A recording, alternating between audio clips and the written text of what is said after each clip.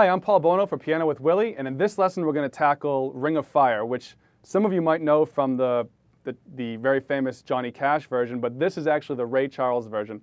I didn't even know this version existed. I was turned on to it by a student here on the site, and I'm really glad that I was because I checked it out. It's an awesome tune. It's a great bluesy, soulful, gospel-y, influenced tune. So we're going to go through, and there's basically three sections. There's an intro, a verse, and a chorus. I'm going to teach you all three sections, put them together, play along with the record. We're also going to go through and talk a lot about groove. That's the thing that struck me so hard, was just how much groove was involved in this tune.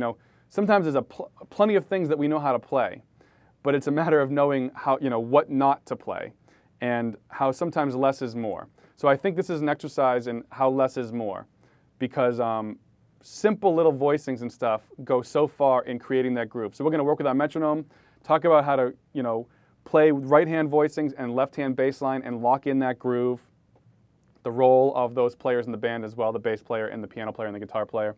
I'm going to show you some big, fat voicings, 6 notes in one hand, how to play some of those voicings.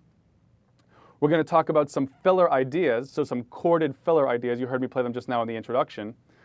And then lastly, we're going to talk about some scales that we can use for improvisation. So if you wanted to improvise over the chord changes on this tune, whether it be over the record or some sort of jam track that you create, or in real life on the bandstand on a gig, if you're playing with a singer or playing with a horn section or whatever it might be, some things that you can use, some scales that you can use to improvise, and of course, some left-handed voicings. And then I even sprinkle in 1 or 2 little tidbits about how to play some more jazz-centric. So taking it a little bit outside of the bluesy, soulful area and going into that hardcore jazz where we play sort of like altered notes and we play, half step away kind of outside the changes and stuff like that. So a lot of great stuff in this lesson.